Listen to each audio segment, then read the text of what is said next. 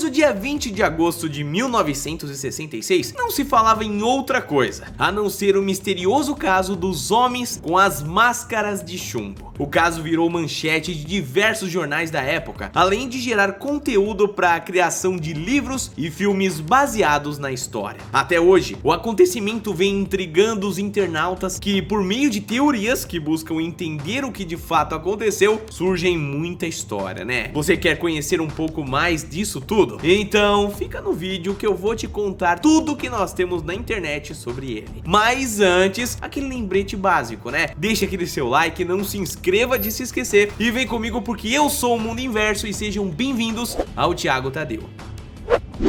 Bom pessoal, antes de começar o vídeo, eu só quero deixar claro que o vídeo não tem qualquer intenção de distorcer o caso ou difamar qualquer história aqui que tenha acontecido, tá? Tudo que eu tô passando pra vocês são informações que existem em sites da internet. Então, vamos lá relatar todo esse caso pra vocês. Antes de começarmos a falar sobre a história em si, eu preciso contar quem de fato eram os dois homens por trás de tudo isso. Manuel Pereira da Cruz e Miguel José Viana eram aparentemente só mais dois homens comuns que moravam em Campos dos Goitacazes, na região norte do estado do Rio de Janeiro. Eles viviam com suas respectivas esposas e os seus filhos e eram sócios em uma oficina de eletrônicos. A partir daqui, é muito importante que vocês se atentem aos detalhes para que tudo faça sentido no final, tá bom? No dia 17 de agosto de 1966, eles disseram às suas esposas que precisavam ir a São Paulo comprar novas peças eletrônicas e também um carro. Quando chegou a hora, os dois foram para a rodoviária fazer a viagem. Porém,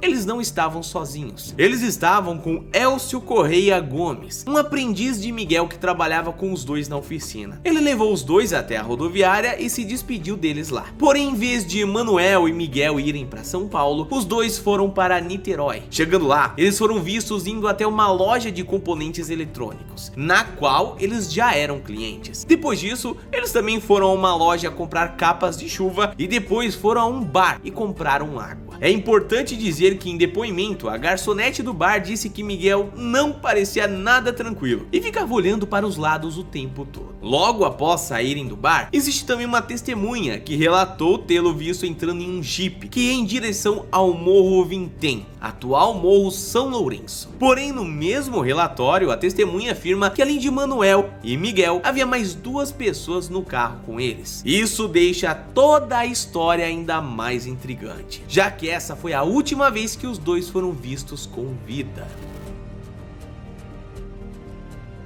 Existe um relato de duas testemunhas que encontraram os corpos antes mesmo dos policiais. O primeiro relato é do dia 18 de agosto e aconteceu quando o menino subiu o morro para caçar passarinhos. Chegando lá, acabou encontrando os cadáveres de Manuel e Miguel deitados no chão. Depois da cena assustadora, o menino foi até a guarda local e contou o que tinha visto. Porém, não se sabe o porquê o guarda não acionou a polícia e nem chegou a ir ao local. 2 dias depois, no dia 20 de agosto, o menino subiu o morro para pegar sua pipa, que tinha caído ali naquela região. E foi aí que ele encontrou os corpos dos dois homens. Dessa vez, a polícia foi acionada, porém eles só conseguiram chegar até o local na manhã do dia seguinte. A cena que eles encontraram deixou todo mundo muito embasbacado mesmo. Os dois homens estavam deitados no chão de barriga para cima. Eles estavam deitados sobre uma espécie de cama, feita com as folhagens do local. Eles usavam os paletós pretos e uma capa de chuva. Perto deles, os policiais encontraram uma garrafa de água magnesiana, 2 toalhas que estavam molhadas e também dinheiro. Ao todo foram encontrados junto aos corpos uma quantia de mais de 2.400.000 cruzeiros, o que na época equivalia a mais ou menos uns 160 dólares, tá? Também foram encontrados com eles papéis com anotações, que a princípio parecia conter informações relacionadas ao trabalho deles, como claro, técnicos de eletrônica. Porém, em outro bilhete, eles viram os seguintes dizeres: 16h30,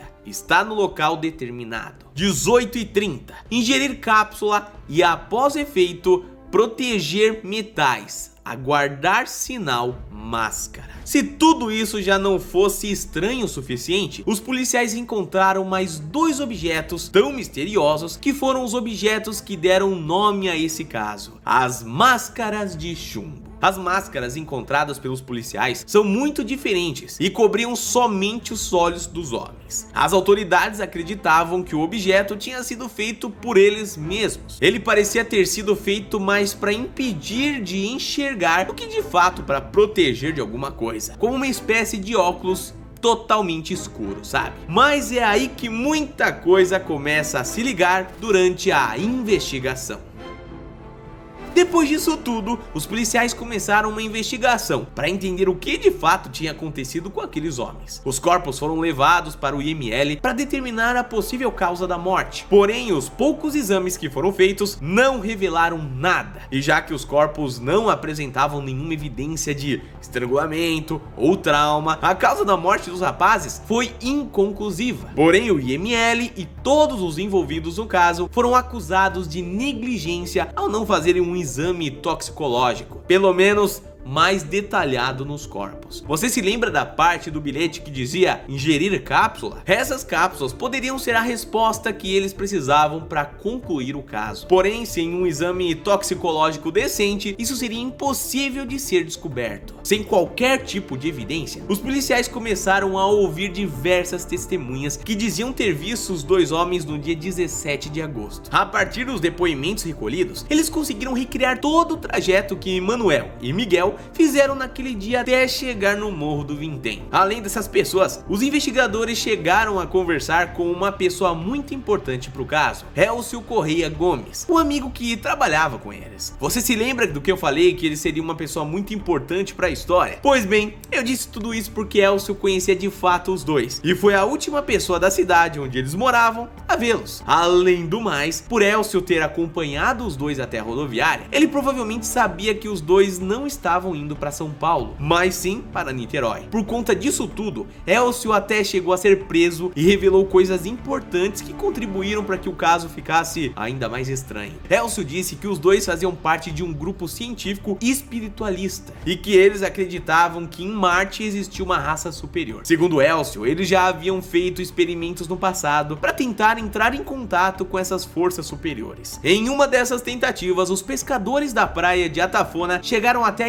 expulsá-los da região. O teste provocou uma grande explosão que gerou uma luminosidade no céu que acabou assustando os moradores de lá. Elcio também disse que eles e as suas ideias faziam grande sucesso entre os técnicos de eletrônica da cidade e que, além disso, um outro homem não identificado tinha sofrido o mesmo destino de Manuel e Miguel e morrido 4 anos antes deles. Para confirmar a história de Elcio, a polícia foi até a casa da vítima e encontrou vários livros sobre o assunto. Em um dos livros encontrados, um trecho que estava marcado chamou a atenção dos investigadores. O trecho fala sobre uma luminosidade intensa e como conseguir alcançar os tais seres superiores que eles tanto acreditavam. Esse trecho pode explicar o motivo deles estarem usando as máscaras de chumbo. Eles provavelmente podem ter criado as máscaras para proteger os seus olhos da tal luminosidade intensa. Faz algum sentido até, né? Para colocar mais fogo nessa teoria, os jornais publicaram as falas de um motorista do local que disse ter visto um objeto não identificado da cor laranja sobrevoando o morro no mesmo dia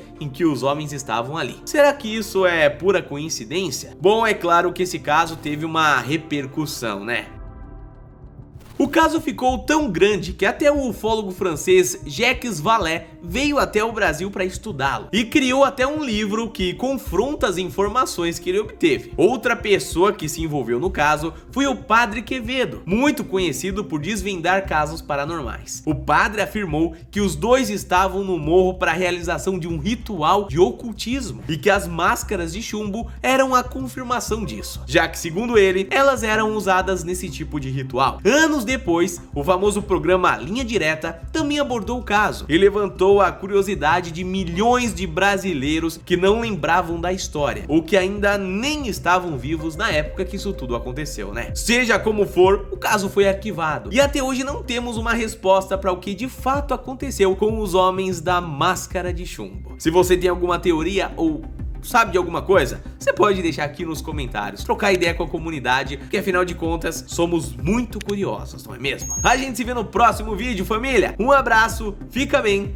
e até a próxima. Valeu!